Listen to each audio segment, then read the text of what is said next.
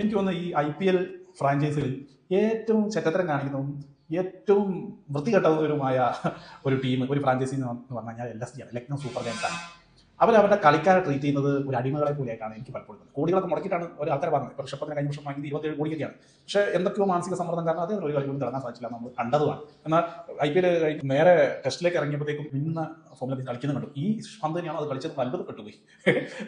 ഇതിന് മുമ്പ് അവരുടെ ക്യാപ്റ്റൻ KL രാഹുലായിരുന്നു. KL രാഹുൽ ഏത് രീതിയിലാണ് അവരെ ട്രീറ്റ് ചെയ്ത് നമ്മൾ കണ്ടത്. ഇദ്ദേഹത്തെ കളിയിൽ വരുന്ന ബൗണ്ടറി ലൈനിൽ നിന്ന് ചീത്ത വിളിക്കുന്ന ചില ഫോട്ടോസൊക്കെ അവർക്ക് പ്രചരിച്ചതാണ്. ഗതിയില്ലാതെ രാഹുൽ അവിടെ നിന്ന് ഓടി രക്ഷപ്പെടുമായിരുന്നു. ആക്ച്വലി ഈ കോടികളും വേണ്ട, ഒന്നും വേണ്ട, എന്നെ ഏതെങ്കിലും ഒരു ടീം വിളിച്ചാൽ മതി എന്ന് പറഞ്ഞ് രക്ഷപ്പെട്ടു പോകുമായിരുന്നു പാവം.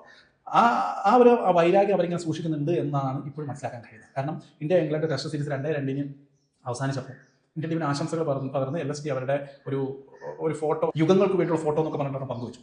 അതിനകത്ത് KL രാഹുലിൻ്റെ ഫോട്ടോ മാത്രമല്ല. ആലോചിച്ച് നോക്ക്, ഈ സീരീസിലെ ഏറ്റവും മികച്ച ബാറ്റ്സ്മാൻമാരിൽ ഒരാൾ, 500 റൺസിന് മുകളിലെടുത്ത ഒരു ബാറ്റ്സ്മാൻ, മികച്ച 2 സെഞ്ചുറി അടിച്ച ബാറ്റ്സ്മാൻ, അദ്ദേഹം ഇല്ലാതെ ഇന്ത്യയുടെ ഈ സീരീസ് വിജയം പൂർണ്ണമാവില്ല. പക്ഷേ അദ്ദേഹത്തെ ഒഴിവാക്കിക്കൊണ്ടാണ് LSG ഒരു ഫോട്ടോ നിർമ്മിച്ചത്. അതിൽ തന്നെ അവരുടെ ആ ഒരു ചെറ്റത്തരം, അവരുടെ ഒരു ചീപ്നെസ് മനസ്സിലാക്കാവുന്നതാണ്. LSG കളിക്കുന്ന ആൾക്കാരുടെ എനിക്ക് ദയ മാത്രമേ ഉള്ളൂ. കഷ്ടം തന്നെയാണ് നിങ്ങളുടെ കാര്യം. ഫാൻസും ഇല്ലതൊന്നും ഇല്ല അവർക്ക്. കാരണം മൊത്തത്തിലൊരു ഡാർക്കാണ് അവരുടെ ഒരു മാനേജ്മെന്റും അവരുടെ കളിയെല്ലാം. പക്ഷെ ഇമാരി ചെറ്റത്തിലൊക്കെ നമ്മളും ചില സമയത്ത് ഉടുപ്പുകളൊക്കെ ഇട്ടിട്ട് മുഷിഞ്ഞ് അലക്കാതെ ഒരു സൈഡിലിടും അല്ലേ. അതിന് നമുക്ക് കിട്ടുന്ന എന്താണ്? വീട്ടുകാരെ നല്ല ചീത്ത, വൃത്തിയിടതൊക്കെ നാണോ മാനോ ഇട പോയി അലക്കണം എന്നൊക്കെ. എന്നാൽ നമ്മുടെ ലോർഡ്സിൽ ഇന്ത്യ ഇംഗ്ലണ്ട് താരങ്ങൾ കളിച്ച മുഷിഞ്ഞ ഉടുപ്പുകൾ സ്ഥിതി എന്തറിയോ? ലക്ഷങ്ങളാണ് അതിൻ്റെ വില. ഒരു ലേലം നടന്നു. ലേലം നല്ലൊരു കാര്യത്തിന് വേണ്ടി, ചാരിറ്റിക്ക് വേണ്ടിയിട്ടുള്ള ഇതായിരുന്നു. സംഭവം എന്താണെന്ന് വെച്ചാൽ ഇന്ത്യ ഇംഗ്ലണ്ട് താരങ്ങൾ ഇത്തവണത്തെ ലോർഡ്സ് ടെസ്റ്റിൽ ഉപയോഗിച്ച അലക്കാത്ത ജേഴ്സികൾ, തൊപ്പികൾ, ചിത്രങ്ങൾ, ബാറ്റുകൾ, ഹോസ്പിറ്റാലിറ്റി ടിക്കറ്റുകൾ എന്നിവയുള്ള വസ്തുക്കളാണ് ലേലത്തിൽ വെച്ചത്. ഇവയിലെല്ലാം താരങ്ങളുടെ ഒപ്പ് പതിച്ചിട്ടുണ്ട്. ഇതിനകത്ത് ഏറ്റവും കൂടുതൽ കാശ് കിട്ടിയിരിക്കുന്നത് നമ്മുടെ ക്യാപ്റ്റൻ ഗില്ലിൻ്റെ മുഷിഞ്ഞ ജേഴ്സിക്കാണ്. 5.41 ലക്ഷം രൂപയ്ക്കാണ് ഗില്ലിൻ്റെ ആ മുഷിഞ്ഞ ജേഴ്സി വിറ്റുപോയത്. പിന്നെ അതുകൂടാതെ രവീന്ദ്ര ജഡേജയുടെയും ജസ്പ്രീത് ബുംറയുടെയും ജേഴ്സികൾക്ക് 4.94 ലക്ഷം രൂപ ലഭിച്ചു. ഋഷഭ് പന്തിന്റെ ജേഴ്സിക്ക് 4 ലക്ഷം, KL രാഹുലിന്റെ 4.70 ലക്ഷം. ഇംഗ്ലണ്ട് നിരയിൽ ഏറ്റവും കൂടുതൽ കിട്ടിയത് ജോ റൂട്ടിന്റെയാണ്, 4.47 ലക്ഷം. ക്യാപ്റ്റൻ ബെൻ സ്റ്റോക്സിൻ്റെത് 4 ലക്ഷം. ജോ റൂട്ട് ഒപ്പിട്ട തൊപ്പി 3.5 ലക്ഷം. ഋഷഭ് പന്തിന്റെ തൊപ്പിക്ക് 1.76 ലക്ഷം. അങ്ങനെ കുറേ ലക്ഷങ്ങളൊക്കെ കിട്ടി. പക്ഷേ ഈ ലക്ഷങ്ങളൊക്കെ കിട്ടിയത് തീർച്ചയായും നല്ലൊരു കാര്യത്തിന് വേണ്ടിയിട്ടാണ്. മുൻ England captain Andrew Straus cancer ബാധിച്ച് മരിച്ച ഭാര്യ റൂത്ത് സ്ട്രോസിന്റെ സ്മരണയ്ക്കായി ആരംഭിച്ചാണ് റൂത്ത് സ്ട്രോസ് ഫൗണ്ടേഷൻ. എല്ലാ വർഷവും ലോർഡ്സിൽ നടക്കുന്ന ടെസ്റ്റിന്റെ ഒരു ദിവസം ഫൗണ്ടേഷന് വേണ്ടി റെഡ് ഫോർ റൂത്ത് എന്ന പേരിൽ സമർപ്പിക്കാറുമുണ്ട്. അതിലേക്കാണ് ഈ ഒരു പൈസ പോവുക. കളിക്കാരുടെ മുഷിഞ്ഞ വസ്ത്രത്തിന് വരെ ലക്ഷങ്ങളാണ് വില. നമുക്കറിയാം, നിലവിലെ ഇന്ത്യൻ T20 ടീമിലെ ഫസ്റ്റ് ചോയ്സ് വിക്കറ്റ് കീപ്പർ എന്ന് പറഞ്ഞാൽ സഞ്ജു സാംസൺ തന്നെയാണ്. അതിൽ യാതൊരു എതിരഭിപ്രായമില്ല. ഇനി വരുന്ന ഏഷ്യ കപ്പിലാണെങ്കിലും സഞ്ജു തന്നെയാണ് വിക്കറ്റ് കീപ്പർ. പക്ഷേ ഓപ്പണറായിട്ട് ഇറക്കോ ഇല്ലയോ എന്നുള്ള കാര്യത്തിൽ മാത്രമേ സംശയമുള്ളൂ. പക്ഷേ സഞ്ജു സാംസൺ ഒരു കാലഘട്ടം ഉണ്ടായിരുന്നു, എങ്ങനെയൊക്കെ പെർഫോം ചെയ്താലും അല്ലെങ്കിൽ IPL റണ്ണുകൾ വാരി കൂട്ടിയാലും ബാക്കി എല്ലാവരെയും എടുത്താലും, തൻ്റെ ടീമിലെ തന്നെ എല്ലാവരെയും ഇന്റർനാഷണൽ ടീമിലേക്ക് എടുത്താലും ഇദ്ദേഹത്തിന് ഒഴിവാക്കുന്ന ഇന്ത്യൻ ടീമിൽ നിന്ന് ഒഴിവാക്കുന്ന ഒരു അവസ്ഥ. അതിൽ നിന്നൊക്കെ മാറ്റം വന്നത് സൂര്യകുമാർ ക്യാപ്റ്റനായും ഗൗതം ഗംഭീർ കോച്ചായും വന്നതിന് ശേഷമാണ്. ടീമിൽ എടുത്തിട്ടും ആദ്യ ചില കളികളിൽ അദ്ദേഹത്തിന് റണ്ണ് നിർത്താനില്ല. ശ്രീലങ്കയായിട്ടുള്ള മത്സരങ്ങളൊക്കെ 2 ഡക്കൊക്കെ ആയപ്പോൾ വളരെ നിരാശനായിരുന്നു. എന്നാലോചിച്ച് സഞ്ജു സാംസൺ ഇരിക്കുമ്പോൾ ഗൗതം ഗംഭീർ വന്ന് ഒരു വാക്ക് പറഞ്ഞു. അതാണ് അദ്ദേഹത്തിന് പിന്നീട് ഒരു കൺസിസ്റ്റന്റ് ആയിട്ട്, അല്ലെങ്കിൽ ഇപ്പോഴത്തെ ഇന്ത്യൻ T20 ഒരു സ്ഥിര സാന്നിധ്യമാക്കി മാറിയതെന്നാണ് സഞ്ജു സാംസൺ പറഞ്ഞത്. ആ ഗംഭീർ പറഞ്ഞ വാക്കുകളൊന്നും കേൾക്കാം. അത് വളരെ ഊർജ്ജം നൽകുന്ന ഒരു വാക്കുകളാണ്.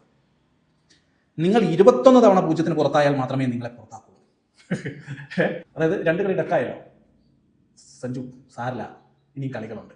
നിങ്ങൾ 21 തവണ ഡക്കായാൽ മാത്രമേ നിങ്ങളെ ടീമിൽ പുറത്താക്കൂ. അത്രയും നാൾ നിങ്ങൾക്ക് ലാവിഷായിട്ട് ഫ്രീ ആയിട്ട് കളിക്കാം, ഒന്നും പേടിക്കണ്ട.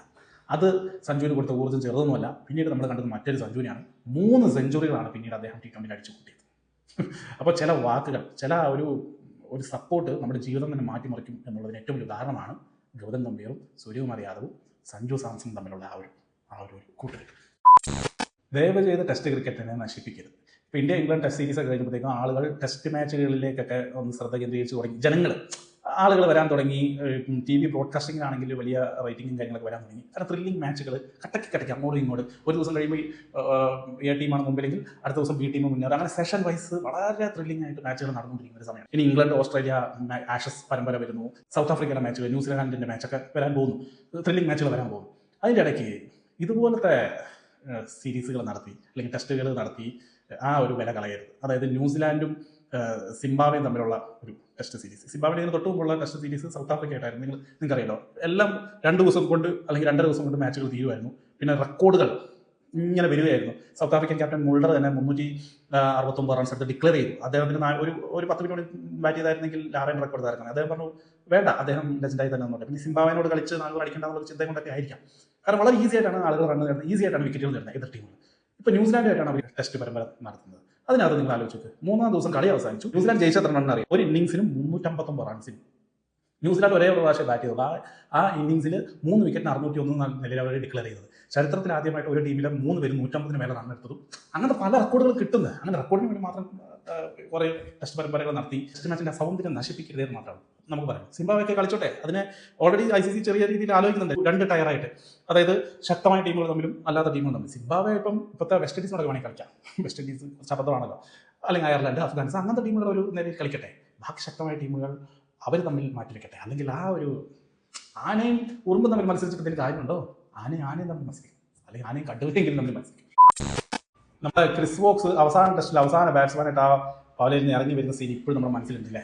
ആ 9-ാം വിക്കറ്റ് പോയപ്പോൾ നമ്മൾ ഓക്കെ ഇന്ത്യ ജയിച്ചല്ലോ നല്ലതായിട്ടുണ്ടാ, ഇതാ ഒരു കൈയും കെട്ടിയിട്ട് അദ്ദേഹം ടീമിനെ രക്ഷിക്കാൻ വരുന്ന വരവ് ശരിക്കും ഇന്ത്യനെ പേടിപ്പിച്ചു അല്ലേ. അവസാന നിമിഷം വരെ വെറും 6 റൺസിനാണ് ഇന്ത്യ കളി ജയിച്ചത്.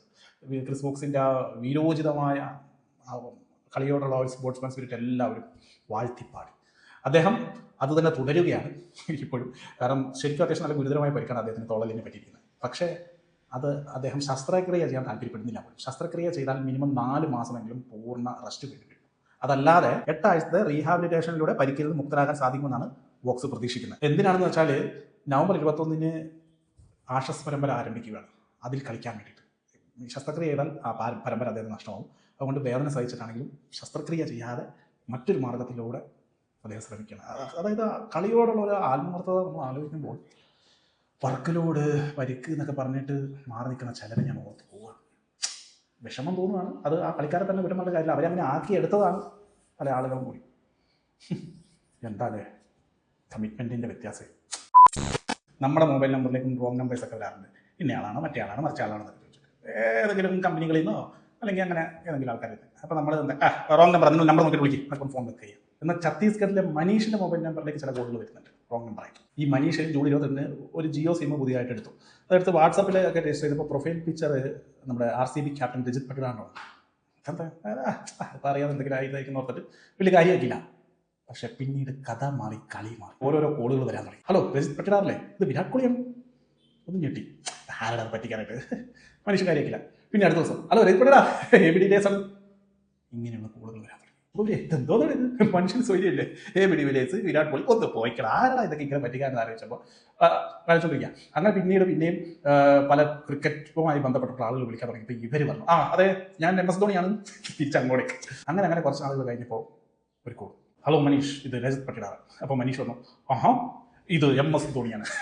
അപ്പോൾ പട്ടിലാർ പറഞ്ഞു സുഹൃത്തെ ഞാൻ ശരിക്കും പട്ടിലാറാണ്, ആ സിം എനിക്ക് തിരിച്ചു തരണം, എൻ്റെ പഴയ നമ്പറാണ്, എൻ്റെ കോച്ചും എൻ്റെ കളിയുടെ കാര്യങ്ങൾക്കൊക്കെ ഈ നമ്പറിലേക്കാണ് കോളുകൾ വരിക, അതുകൊണ്ട് ദയവ് ചെയ്ത് ആ നമ്പർ തരണം. മനീഷ് പറഞ്ഞു എടാ നീ ഒന്ന് മിണ്ടാണ്ട് പോയിക്കാൻ പറ്റിക്കാതെ, വെറുതെ ആരാണ് അത് പറ്റിക്കുന്നത് പറഞ്ഞ് കുറേ ചീത്തേക്ക് ഫോൺ വെച്ചു.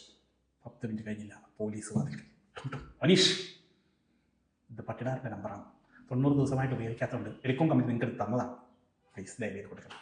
അങ്ങനെയാണ് ഈ പ്രശ്നത്തിന് ഒരു സൊല്യൂഷൻ ആയത്. എന്നിട്ടും ഇവരിരുന്ന് ആലോചിക്കും, ദൈവമേ അപ്പം നമ്മളെ വിളിച്ചത് വിരാട് കോഹ്ലിയും ABD വില്ലേഴ്സൊക്കെ ആയിരുന്നല്ലേ, വെറുതെ അവരെ ചീത്ത പറഞ്ഞു.